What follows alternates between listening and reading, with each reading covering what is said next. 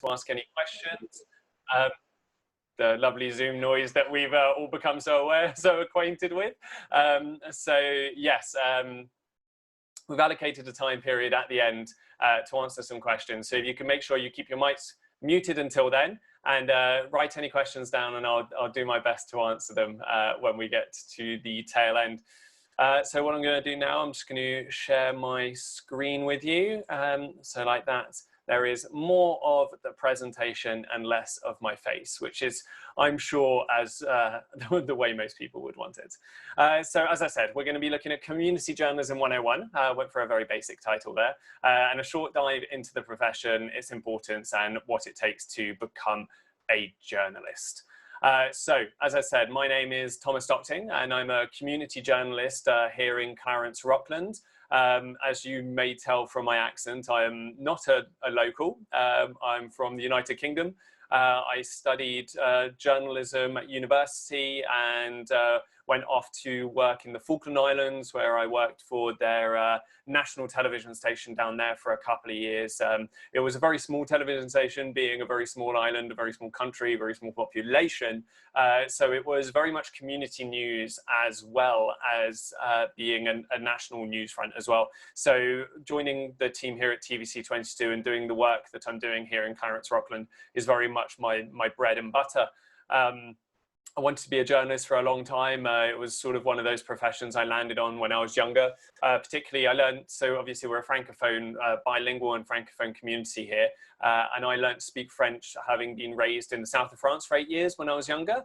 And it's actually there where I discovered the idea of wanting to cover news and events. In particular, it was sports at the time. I was very much the outsider in school, the English kid, and loved football, what you guys would call soccer. And I was raised watching they had a channel down there called Canal Plus, which was their satellite channel. And they had a board member for all the different European leagues. And I just remember loving the idea of the British guy there talking about British soccer on television. So that kind of got me hooked, and the idea, so that sort of got the inception of the idea, let's say, and it just grew from there. I had a great opportunity. My aunt worked in journalism as well, so I got to explore magazine journalism down in London when I was 14. So that was a really good eye-opener. One of the things I loved the most, going back to my role in the Falkland Islands, as I said, it was a national yet community role, and the great segue into what I'm doing here is I really love the opportunity to get to know a community and shed some light on the stories that would probably otherwise fly under the radar. I mean, it was such a small community that most people heard about things, but if you didn't see it happen or you don't hear someone talk about it, there are some great feel-good stories that come about and people don't really get to hear about. And I sort of bring in all that breadth of experience to Clarence, Rockland, and that's what I want to provide, because fundamentally that is what community journalism is really all about. So yeah, that's me. We'll get off that. So what we're looking at this evening, as I said, we're looking at journalism as the role, and journalists as the role, pardon me, and journalism as an entity in itself. So the big question that I'm looking at this evening is who can be a journalist? Right, and I sort of, it was one of those when I was a kid. I was like, well, who can? And the role has evolved so much. Well, it's you, it's me, and it's anyone. So over the next 45 minutes, I'd like to take you through some of the basics and essentials behind journalism, being a journalist, and how you can be one in your community, and hopefully show you that if you have an interest in the role, an interest in news, an interest in giving back to your community, this is a great thing. This is a great role, and it's something that you can really take advantage of, and it actually doesn't take as much as many people would think. So we'll start with some definitions. What is journalism? This is a very Wikipedia-esque definition here, but I think it's very relevant and very true. So it's the production and distribution of reports and current events based upon facts and supported by evidence. So this is crucial, what I've underlined in yellow here, based on facts and supported by evidence. It's the real cornerstone, it's the pillar of what a journalist can do. It doesn't matter what you say, it doesn't matter what you report, you have to be able to back up everything you've done, and you have to be able to show that if someone's going to counter it, if someone's going to contradict what you're saying, you've shown that you've put an adequate amount of research in to the story you're reporting on to prove that it's not just hearsay. It's not just you slandering someone, for example. There is evidence and there are facts to support what you're saying. You can see clearly on that how a direct opposite will probably be fake news, right? Slightly different to this, right? So we'll cover very briefly fake news towards the end. I could speak about fake news for hours if we needed to. So we're not going to be doing that this evening. It's not the purpose of it, but we will touch on it. And you can already see here, as I said, through this definition, how fake news kind of like directly contradicts what this definition of journalism is. Another one is a little bit more black and white, and a little bit more about the actual roles of a journalist. The other definition I have is journalism is the activity of gathering, accessing, creating, and presenting news and information. And it is also the product of these activities. So you gather, you access, you create, and you present a load of news to people, right? But it's also the product of all of these activities. So it's all of those things, and it's the output you get from it, whilst being a journalist is doing all of those things. Which brings us on to the next bit, which is, what is a journalist? So these are roles that you probably are very, very acquainted with. It's people who write for, whether it be newspapers, magazines, or websites, a person who prepares news for broadcast. That could be someone like us here at TVC22 who fundamentally deal with television, or it can be a radio broadcaster, an announcer, or through other visual formats. So other visual formats being a little bit vague, but there I'm referencing more photojournalists, for example. My uncle actually is a war photographer, and I would count him as a journalist because he gives you a description of what actually occurs within war zones through the medium of his photography. So yeah, he's not using words, he's not writing. He might write a blur or a caption to go with the photograph, but it's fundamentally the image that does the talking. So you don't even need to talk to have a voice. And that's very key when it comes down to some of the core elements of what makes a journalist and some of their skills. So why is journalism so important? So we've looked at what journalism is and who a journalist is, but what I really want to look at here, just to try and give a definition and an idea of why journalism is so important to our society. So, not to scare you off with big and awkward terms immediately, but this really was, especially just before I went to university, and very much it was a role that, it was a topic that we discussed a lot in my first year at university, and that really got me hooked on the importance of journalism in our society, is its role as the fourth estate. So again, don't want to throw you off, but so the fourth estate, let's just run through what it is a little bit. This refers to journalism as being the fourth branch of government. It applies a little bit more to Britain as itself, but the term is very transferable to North America as well. But don't confuse it with the US term. They sometimes refer to the military as the fourth estate, but here we're very much obviously talking about the media. So it arose in Europe, being that the three estates, the three branches of government back in the day, let's say in the hundreds of years ago, in Europe, were the clergy, the nobility, and the commoners, sorry. So they were sort of like the three branches of the estate, three branches of the government. And the fourth estate was referred, the journalism, was referred to as the fourth estate by a man in 1787 called Edmund Burke, or at least that's who it's been attributed to. And it's really talking about journalists, although they're not recognized as a social and political system, they wield a significant social influence. They have the ability, like a politician talking to you via a camera, or talking through a newspaper, or just talking to you in the street. They have an ability to influence your life. They have an ability to influence society. And although journalism isn't classified as an estate, then they have a very similar ability. So Edmund Burke was an Irish statesman and philosopher, and he served as a member of Parliament in the United Kingdom for a staggering 28 years, from 1766 to 1794.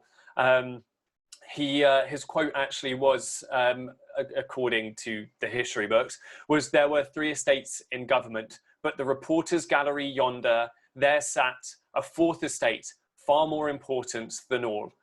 So again, sort of stating there that journalism is used for, and journalists are there for transparency. So you've got on Parliament floor, you have the politicians and political parties that are battling it out. But far more important and less recognised faction was the reporters. They're the ones taking notes and ensuring that the work is being done with transparency, that everyone who can't attend in the public galleries or is working their daily lives, who votes for these politicians, that it ensures that they have access to all the information, and to ensure that they have full knowledge of the dealings done by their elected officials. It emphasises really the independence and importance of the press. And we could delve far deeper into this concept, but this is essentially the gist of it. And it's widely known that the more news there is in a country, the greater that country has democracy. So again, could dive far more into that, but especially that phrase there, more news is more democracy, is something that really hit home for me when I started studying the subject. The American Press Institute described journalism's purpose as though it may be interesting or even entertaining, the foremost value of news is as a utility to empower the informed. The purpose of journalism is thus to provide citizens with the information they need to make the best possible decision about their lives, their communities, their societies, and their governments. I believe it's really nicely summed up here, just sort of encapsulating the idea that journalism you can do tabloids, you can write about sports, you can give content to people that is vastly entertaining, but fundamentally what it's for is to provide information to people in order for them to make the best possible decisions throughout their lives, whatever aspect of their life that may be. And that is why no matter what happens to the state of newspapers and television with technology and stuff going forward, that is why the role of a journalist and journalism's purpose within our society, in my opinion, will never diminish, So we're going to look at some of the things you will need to succeed as a journalist. Don't worry, I've put quite a few different ones here, and it may seem a little bit daunting, but you're not expected to have any of these skills now, not many or any of them, but it's like every trade, right? Journalism was considered a trade beforehand, and every trade needs working at. So you just apply yourself and work to the skills.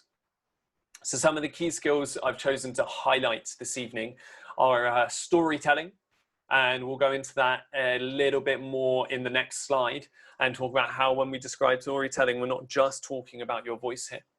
Interviewing, deciding who to interview, how to interview them, your own presentation.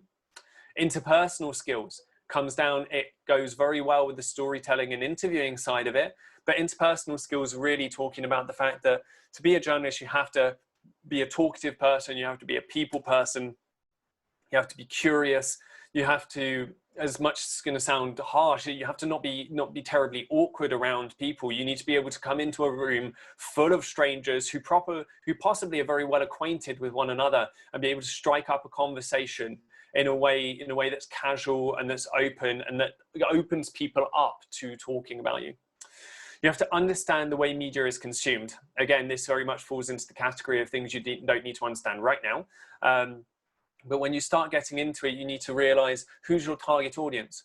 Through which medium are you looking to produce your content? Are you going for a website? Are you going for written? Are you going to just smash your social media? Are you going through television? Are you radio? And even then, it's like, are you writing a morning newspaper? Are you writing an evening newspaper? Are you doing a morning show? All of these things, like you watch television, you've got these different kind of segments throughout the day. There is a particular reason for that. It's because different people are watching at different times, right? So it's understanding the way in which media is consumed. A voice that stands out, whether in broadcast, and therefore it needs to be a voice that has some authority, that people want to listen to that they don't find annoying. I'm not saying my voice is fantastic despite being in broadcast myself, but a lot of these things, I have a friend of mine who worked in the Falklands before I did, and is now works for ITV in Britain, and she has a very particular accent from the part of England she's from, and she's done so much voice training throughout that I listen to her reports on ITV now, and her voice is iconic. It catches you straight away. But it also talks when your voice that stands out is in terms of the content you're providing. You can write, or even like the things that you're saying. A voice that stands out is really about what you can provide. As we come further and further into the 21st century, tech savviness is going to be vital. Obviously, you can slightly get away with it, but you know what? As we move forward, you need to be able to understand social media skills. You need to be able to use a camera, whereas you used to go on shoots as a journalist with a crew of someone doing the audio and someone doing the camera. So these days, journalism is almost smash and grab. You've got to be able to utilize your camera, do your audio, set everything up properly, present, etc. So tech savviness is really, really vital. As we move further and further towards a generation of people who know nothing but using technology. In bold here is more desire, integrity, and objectivity, which really desire is self-explanatory. You have to really care about the trade. You have to care about your community, which is what I love about community journalism. And integrity and objectivity, again, is another set of topics that I could probably go on about for about an hour. So we're going to just cover them briefly a little bit later on. And of course, there are plenty of other skills. And as I said, don't worry if you don't feel like you have many or any of these. They can all be worked at. Like any trade, all it takes is work. So we're going to have a little look at some of these skills now, starting with storytelling. This isn't so much tucking your child, sibling, or nephew into bed and reading a story. It's more about the ability to tell the story that needs telling in the way you need to tell it. So being a journalist, like you don't have to have someone who tells you how this story is being told. You gather information and you have to decide how this story is going to be told, which ties into having a voice that stands out. Journalists write and report news about everything from social issues and politics to sports and entertainment. If it's happening, you can show it, but there has to be a reason for you to tell that story. So there are examples that I'll come into a little bit later about this, but this is where the argument about broadsheet versus tabloid comes into it. If something is in the interest of the public, as a journalist, it is your duty to tell it. If it is just interesting to the public, it may not have so much of a journalistic value. So I haven't written that on here, but that's a phrase that always sticks with me when I'm trying to think about a story and how I'm going to tell it. Is this just an interesting thing to the public? The Kardashians got another implant? Or is it something in the interest of the public? The mayor is ripping us off our tax money. You know, so just that interest of the public versus interesting to the public is a phrase that you really have to apply to every story you're trying to tell. The reason why the debate as I said, it's the reason why the debate surrounding tabloids just rages on to this day. Depending on what you're writing about and what platform you're writing for, you have to adapt your tone as well. So a journalist presents information to the public. As we said, it's their main role to allow the public to make prudent life decisions by forming their own opinions based on facts and evidence that you have provided for them. The tone has to be specific and right for each topic. This, whether it be with your voice or whether it be written, either way. So for example, if you're talking about an enthralling sports encounter, you can be very emotional, but you're going to be utilizing compassion and care if you're talking if you're talking in the wakes of like a natural disaster, or for example, one of the most telling ones in the last 2 decades, obviously, was the attack on the 2 towers in New York. If you look back at some of the coverage of that, there is a lot of heartfelt emotion there without actually taking any sides and condemning anyone. Which is exactly what is not your role to do as a journalist based on objectivity, but we'll get into the debate that surrounds that a little bit later on. Vital elements here of a journalist's storytelling ability. Now, this slide is very much according to David Holston that I've written there, who was an award-winning journalist for his work during the Vietnam War. He won a Pulitzer Prize for journalism in the 70s. And he was saying the fundamental thing about storytelling, as I was telling you earlier, about the fact that it's not so much about the voice and about tucking your niece and nephew into bed, it's about how you get the story told. Doing the legwork is what he highlighted as the biggest element. Solid journalism isn't about fancy words, although they help. As David said, it's about ideas, it's about narration, it's about setting things out, and it's about telling the story. The best way to do that is with the most information possible. The more interviews and information you gather, the better. As Holston said, when you've got 100 different angles on a story, you can write about that story with complete authority. So you know that what you're writing and what you're presenting, what you're producing as a news package is as factually and accurate as it possibly can be, because you've gone out and got that information. The other part of that quote is, when you have 100 different anecdotes, you can get rid of the lame ones. So it's really about doing that legwork and acquiring that information. The key element in order to be a journalist and to be able to tell a story is actually enjoying talking to people, though. And this is another lovely quote from David Alston here that I just adore when it comes to journalism. Is his most important question that you can ask as a reporter: who else should I see? You finish up an interview, you've gathered all the information you think you've got to have, but there's always more sides. His side, her side, the truth is somewhere in the middle, you know? So who else should I see comes down to your interpersonal skills, comes down to that desire that was mentioned earlier. It's about acquiring all of these different 100 angles for a story.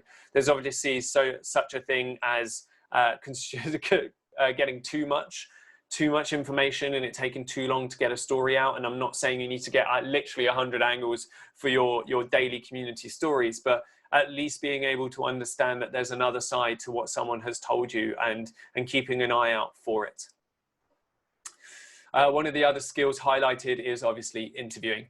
It's probably the most important element of the news gathering and distribution, whether you're interviewing someone face-to-face in a live format or via Zoom in the 2020 pandemic world that we're living in.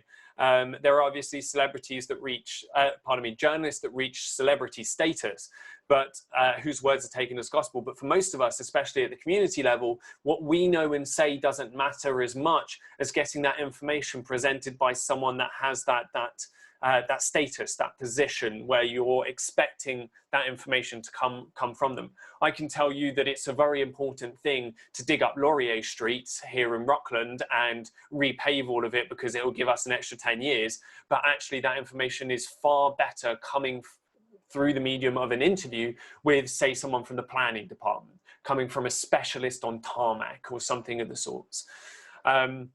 Interviews are both great ways to find out information as well as presenting information. So make sure you're always prepared. What I mean there about finding out information as presenting information is you can have an interview which is very much not live, let's say, recorded in a way that's not intended to be broadcast. This is a very common way in which you would do interviewing for print. You go out and you acquire this information so you can just have a casual conversation. You chat, you gather all of that, and you write your article after. That's not the way you can sit down and have an interview when you're doing it through radio and TV. So be prepared. Know what information you want to gather and have your questions prepared in advance. Like, preparation is 9/10 of the law, as it is with absolutely everything else. Touching on the TV element of it there, you have to think about your medium. Where in your story are these replies and quotes going to go, and ask your questions accordingly. So if you know you've already written a cue, say, so when I say a cue, pardon me, so if you've written a phrase leading in on a broadcast package to an answer, make sure you ask a question that answers that. So if I say, there are 100 elves presenting themselves in a Rockland park this week, but the reason, but why are they there? Is it because they are dealing with a strike, or is it something a little bit more joyful? And then you come in, so you've got to ask that question immediately, which is, so guys, why are you here? And immediately right there, you have the question that leads into it. As I was stating with, more so with newspapers, you can just ask your questions very casually. You can just chat away and you can gather the information that way, because how someone answers this question doesn't really matter to you, because you're going to formulate that answer based on what they've said. And one of my favorite things to do with interviewing is not being afraid to be a little bit cheeky. So you're there to get answers. So you don't be afraid to put people on the spot. Like you're not there to coddle them. You're not there to present the information just that they want presenting. You want to get the answer to the question that you have, and any information that they give you, you want to go and counter it by another source and see if they back it up, see if they contradict it. But remember, especially at a community level, you don't want to offend the person you're interviewing. Otherwise, you might ruin your chances of getting another interview. We'll touch on this a little bit more later when it comes down to the community side of journalism, but contacts are very important. So there are sometimes very few people that you can talk to. So again, we'll touch on that a little bit more on the community side of things in a little bit. Integrity and objectivity is a term that I spoke about briefly earlier. It's talking about fairness, objectivity, and honest mattering for all levels of reporting, from local community journalists up to international reporters with celebrity status. In your reports, you must not show bias towards any side of the story and give fair representation to all sides, allowing your audience to make the most informed decision possible. There is obviously an exception to this, known as editorial pieces. You'll see them as news segments on television, and you'll hear them on radio, or most commonly you'll see them in a newspaper as well, where someone's really expressing their opinion on a subject rather than trying to state all of the facts. One of the most dangerous things for a reporter is damaging your credibility, because it can be very difficult to recover. If you come out and say that $2 million is going to be spent on repaving roads throughout the Prescott-Russell region, and that's going to come straight out of the taxpayer's pocket, and you broadcast that and everyone is outraged by this extra price, but then the city council come out and go, that's not at all what's happening. It's actually coming out of this totally different fund, and we never said that. The next time you present information, people are gonna scrutinize it. People are gonna second guess it. So credibility is vitally important, which again hints at how fake news directly contradicts some of the fundamentals of what journalism is. Make sure you avoid conflicts of interest as well, such as covering a story related to a family member, such as your cousin opened a restaurant down the street. Don't cover something like that, because otherwise, A, you have to cover every restaurant that opens, and B, there is a conflict of interest there. So people may think that you're just trying to cover things that benefit your family. We saw this with Trudeau and his family involvement with the We Charity. Like this applies to obviously all aspects of professionalism, and very much so within journalism. And one of the big things when you do get involved, just educate yourself on the ethics of journalism. They're very similar throughout the world, and there will be some that differ in your country. So whatever country you're working in, make sure you just get acquainted with them. Not going to spend too much longer on it, but it's important to note that objectivity, as just discussed, is a term much debated within journalism. The media used to be partisan, meaning that you used to have newspapers that are very right-wing, you had newspapers that are very left-wing, and they just sort of just told you the information as they saw it. This was very much in the 1960s. Objectivity within the US press barely survived. So it was partisan beforehand, and there were some issues within the US political scene in the 60s where objectivity within the press suffered a severe backlash, and it nearly destroyed it. That's to say, flash forward 60 years later, and we're still having debates about this.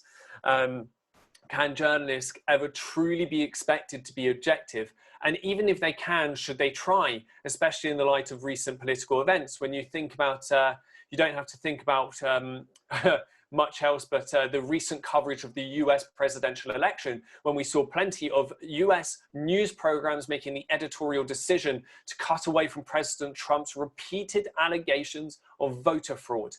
Now, there was no evidence to back this up, but it was his side of the story. And the editors, the broadcasters, the producers at the time made the decision to cut away from him. So that is not strictly abiding by the term integrity, objectivity, fairness, and honesty here, because it's one side of information. But when you know something's a lie, do you stick to it? Do you stick to it anyway because you have an obligation as a journalist to be able to cover both sides of the story? So again, it's a debate that we could go on for a long time about. and will be much scrutinized again over the coming future. So it's constantly evolving. So when you're starting out, just think about how to present both sides of the story fairly, and it's a vital skill to learn, absolutely, especially within community journalism. Just find out also both sides of the story.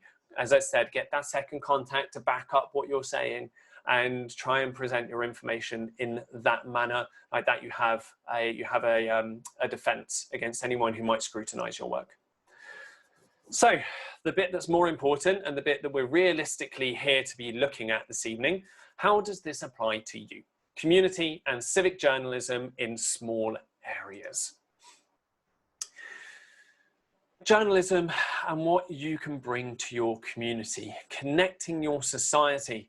Local news organisations such as TVC22, Journal 92.5, something like that, I believe, the local radio station around here, and a variety of other small community television and radio stations, as well as newspapers, of course, like The Vision here locally.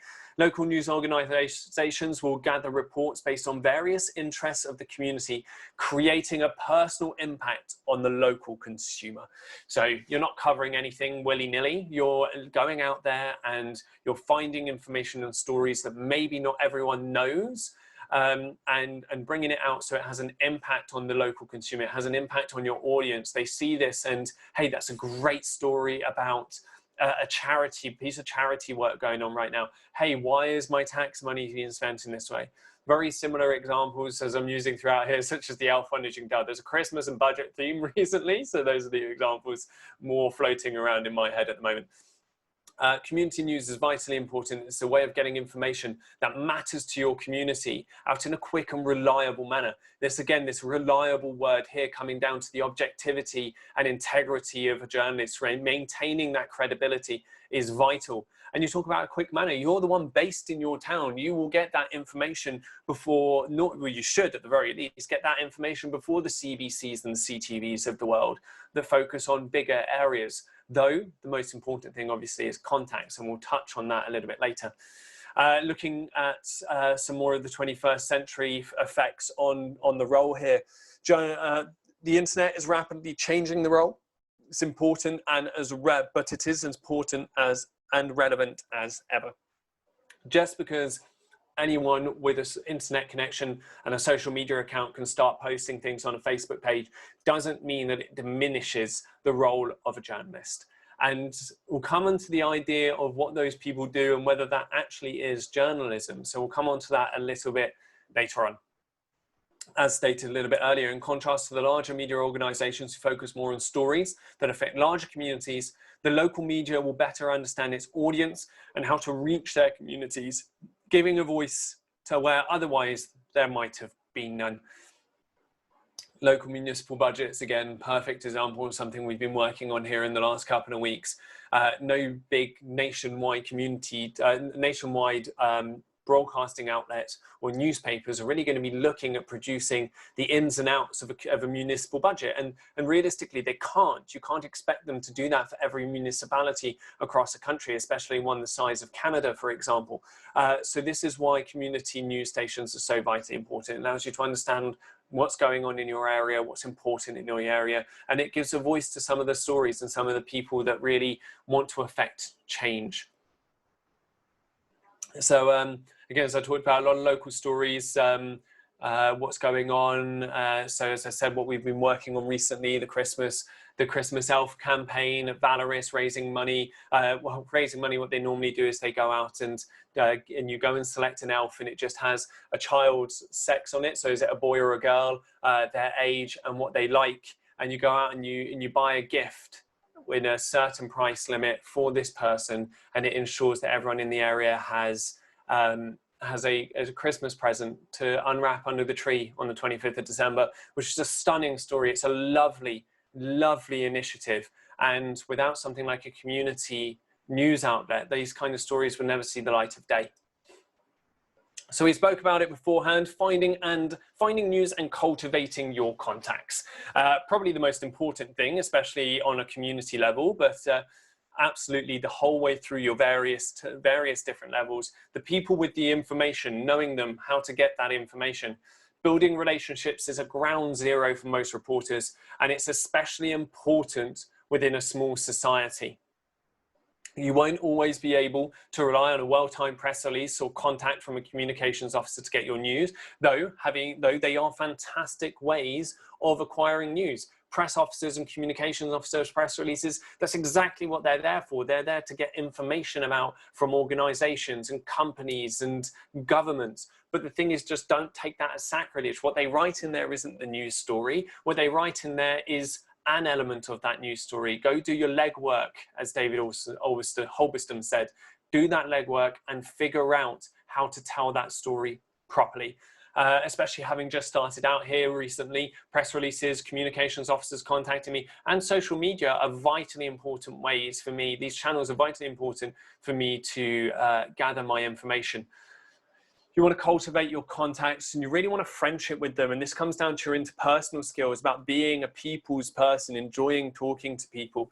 We're not talking about being fake. To be a journalist is really about being a people person and wanting to build relationships. Yes, there is an end goal there to say for your professional role, but you're not doing it for that reason alone. You're not doing it for that reason alone. You want to get to know these people. You want to understand them, especially at a community level, because you want to understand what matters to them. You want to understand what matters to the community. So develop a rapport. It's very difficult in this time, but like go out for a coffee, go out for a beer with them, you know, just go out and have a chat, get to know them, have engaging conversations, often off the record. Not everything you have to talk about has to be presented, and they can tell you things that they won't want led back to them.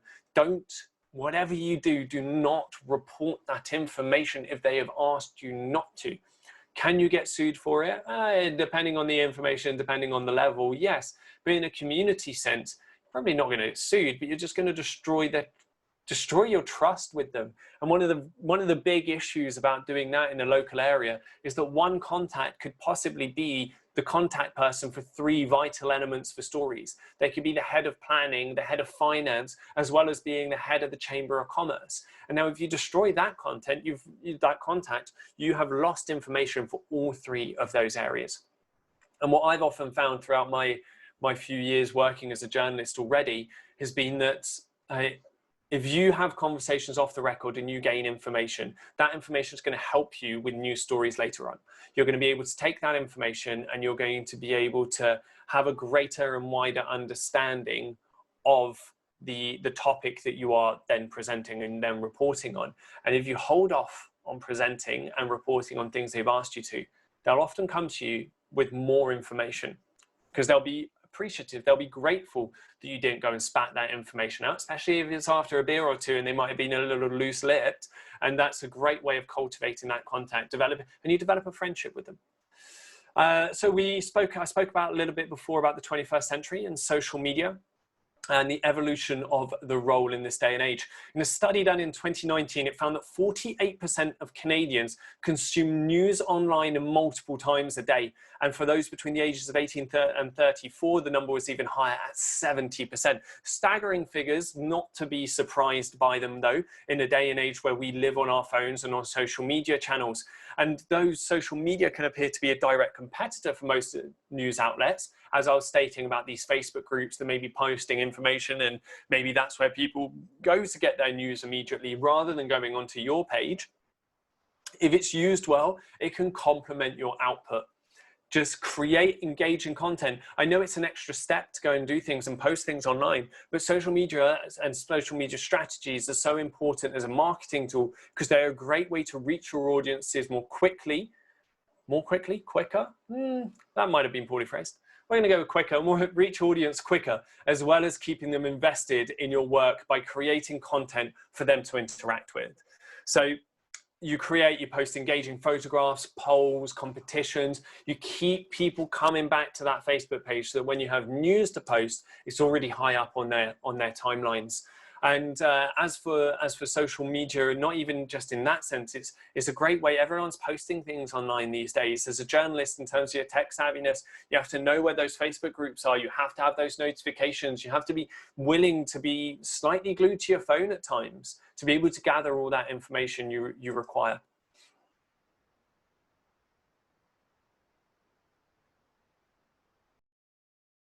So national and international content. So we talked about this a little bit earlier, but we're just going to go over it again quickly. When working on a community news outlet, or just simply producing news for your community, you have to keep in mind the subject matter's relevance to your community. What's the angle and why does it matter?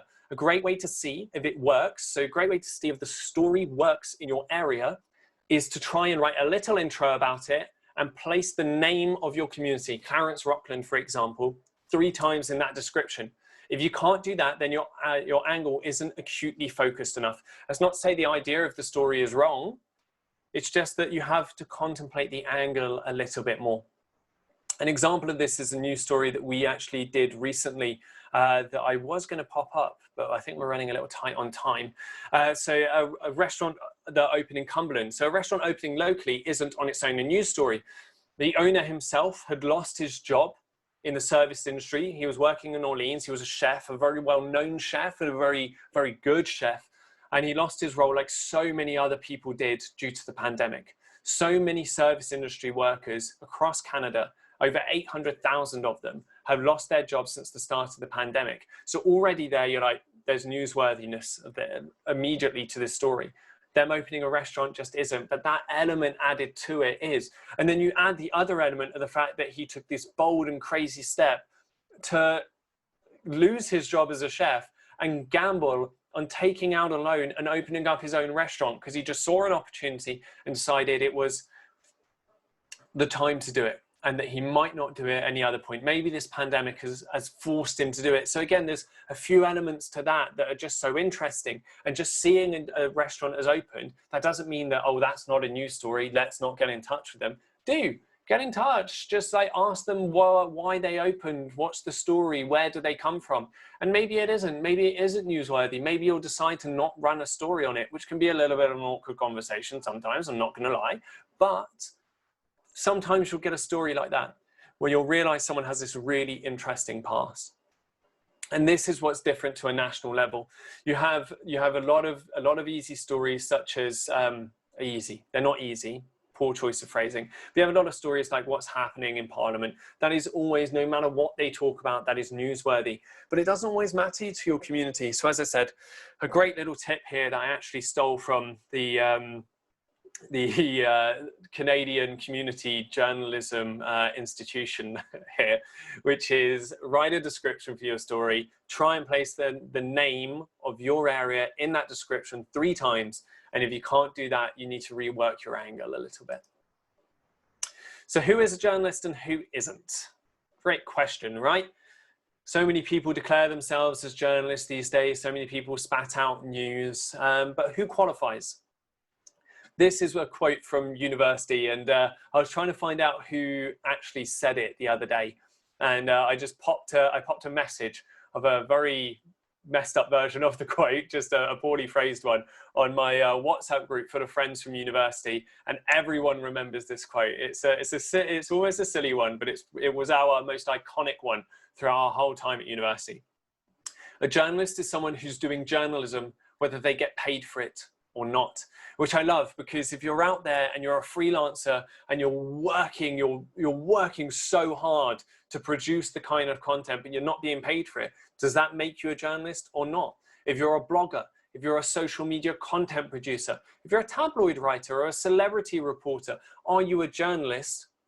The short and simple of it is, as long as you abide to the rules and guidelines and regulations that we discussed at the start of this hour-long ramble, then yes you are. Yes, you are. If you follow media law, if you follow ethics, if your content is produced, if it's factually correct and backed up by facts and evidence, yes. If you've got multiple contacts, if you've done the legwork, if you've, as David Alston said, if you've got 100 different interviews and you're writing with authority, then it doesn't matter what you classed yourself as, blogger, social media content producer, just tabloid writer, social media specialist. If you're doing this, in my opinion, as well as Glenn Reynolds, you're a journalist.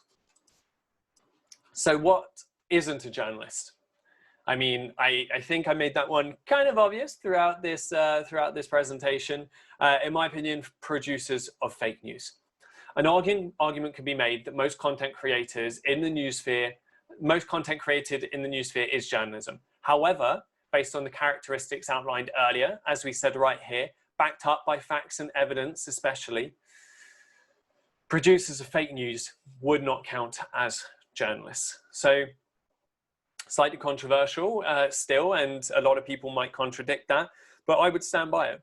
I do not believe that anyone who goes out there and spats misinformation and fake news can be called a journalist, because that is not, that comes down to integrity and credibility and objectivity that we discussed earlier, and it meets none of these. And these are key elements there are key definitions for the role of a journalist within journalism. What I want to do for the last 5-10 minutes over the next two slides is just quickly looking at ways to become a journalist. So do you need a degree to be one? I would like to argue that no. I have a degree in journalism studies and I learned a lot, and it was very, very useful. Journalism is traditionally a trade, like a plumber and an electrician. The role has vastly changed over the last century or so. Before the 1980s, journalists were very much considered as being working men and troublemakers.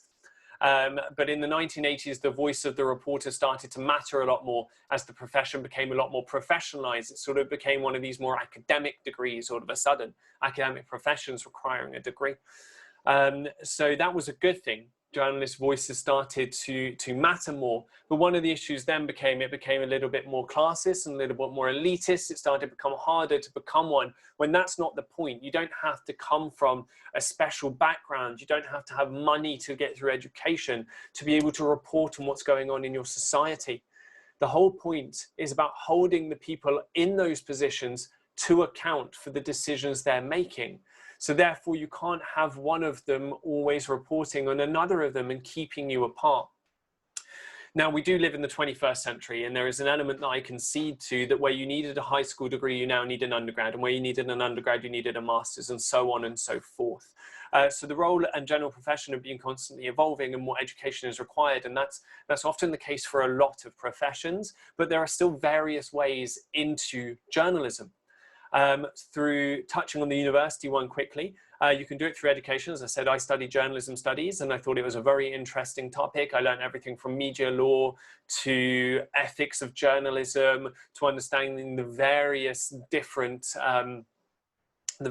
platforms through which media can be presented. But for example, one of my favorite journalists out there at the moment is a chap called Dan Walker.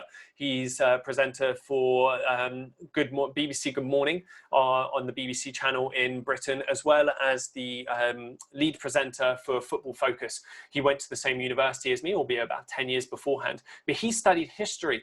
He studied a content-based degree like a lot of people do, and then he went on into journalism as an internship, came back and did a master's degree in broadcast journalism, is how he ended up where he did. And that was a very interesting angle to get into, because he didn't pigeonhole himself. He knew that if after his undergrads he wanted to do something different, he could, but it allowed him to get into journalism in that manner. But one of the other ways, you have to look at what it is in Canada, but in England there is something called the National Curriculum of the Training of Journalists, the NCTJ. And what you can do is you can go off and you can either volunteer at your community news outlets, or you can just go off to college and do something very different, or stay in high school and do something different. But if you pass these NCTJ exams, so the NCTJ exams in media law, in portfolio and journalism, ethics of journalism, public administrations, they cover a lot of the same curriculum that you would do at a journalism university degree without having the fees, the tuition fees, and you can do them on home, you can do them in your own time, you can do it when you've got another job. Will be as good a way to get into journalism. Say, for example, in the UK, I graduate with an undergrad, 3-year undergrad in journalism with no experience. I am far more unemployable than a 21-year-old who's gathered internship experience somewhere else for a little bit at a time whilst getting these NCTJ qualifications, because he has these training of journalist qualifications that prove he can do the role, and he's beaten me to experience, and he doesn't have the debt I have. So look, different ways work for different people. And I'm not saying pick one over the other. I love the way I did it. There's just multiple routes into it. As I said, it's not an elitist system. Now, quickly, I just want to end on getting involved in your own community, because realistically, that's what we're here to look at. Community TV stations, community radio stations, community newspapers are severely underfunded. So the people who work there, if you can get a job there, that is absolutely fantastic. But what they really need, and I hope that I've managed to do a very good job at conveying the importance of journalism and the importance of being a journalist, are for people to help out within their own communities when they can. It doesn't have to be 40-hour weeks. Radio stations, TV stations, papers, and online publications will always relish keen and curious volunteers. Even if you don't know if this is something you want to do, if you just want to come and dabble and give it a go, the doors and arms are wide open, 2 meters apart in this day and age, but doors and arms are wide open. And it's very easy, especially within your community, to get involved. I can guarantee you, whatever community you're in, you call up one of your community publications tomorrow at 9 AM and say you're interested in a couple of hours to help out and dabble in it and see how you find it. I can guarantee you that on Monday next week, you can be in here through the door. One of the things you can do yourself, if you want to be a bit more entrepreneurial about it, of course, is set up your own page. As I said earlier, a journalist is you, it's me, it's anyone who wants to be, as long as you abide by these rules, regulations, and guidelines that really define what journalism and a journalist is. Get in touch with a few communication departments, such as your city hall, the fire department. Get in touch with some things like charitable non-for-profit organizations, and ask to be put on their mailing list and start putting pen to paper, whether that be setting up your phone and filming yourself present something, whether it be recording a podcast and putting it up on SoundCloud, whatever it may be, put your pen to paper. And if you're interested, of course, in the Prescott-Russell region, Clarence Rockland in particular, please give us a shout at TVC22, because we're always looking for volunteers, bénévoles en français, to come and help us with things, because there is plenty of news to be covered. There's always more. And being the sole journalist, I'm heavily relying at the moment on Stephanie and Zach, the technician and manager here, to help me out as much as they can. But hey, if you want to come and give me a hand, then I'm definitely gonna welcome you. And if you have any further, obviously we're gonna come on now. This is the tail end of this. Sorry, rambling. Tail end of this presentation this evening. I'm going to open the floor to any questions for about 5–10 minutes or so. But if there's anything else you don't want to ask me here, or you want to get in touch with more information, you want to ask about anything that I've sort of discussed about this evening, or just want to have a chat with it further, you want to go out for a coffee, go out for a beer, whatever, let me know. And I'm always willing. My door's open, my phone's on the hook, off the hook, on the hook, right? That means it's going to, I'm quite bad at answering my phone sometimes. So, but if you leave me a voicemail, I definitely will get back to you. I need to turn up the ring volume on that one. But anyway, I'd like to thank you all very much for listening to my presentation this evening. I hope you found some of it informative. I hope you found it slightly insightful. And at the very, very best, I hope you found it a little bit inspiring to get involved in your own areas.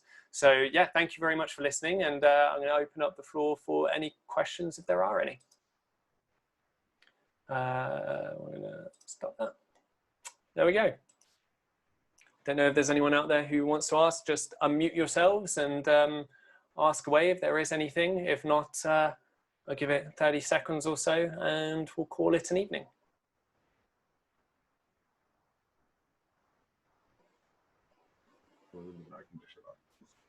I don't have a question, but I would like to thank you for this great presentation. I think it was a very insightful presentation, and I just want to say good job. Thank you very much, Stephanie. That's very much appreciated, and I hope everyone else out there who tuned in and listened in found it slightly insightful as well. So I think that's probably it. Oh, there you go. There's a message from Judith saying thank you there. You're very welcome. Glad you enjoyed. And as I said, if there's anyone that's got anything they're curious about or want to get involved, door's always open. So just give me, you can either email me, nouvelle@tvc22.ca, or you can just give me a ring here at the station or drop a message on the social media channels. So yeah, thank you very much for listening, guys.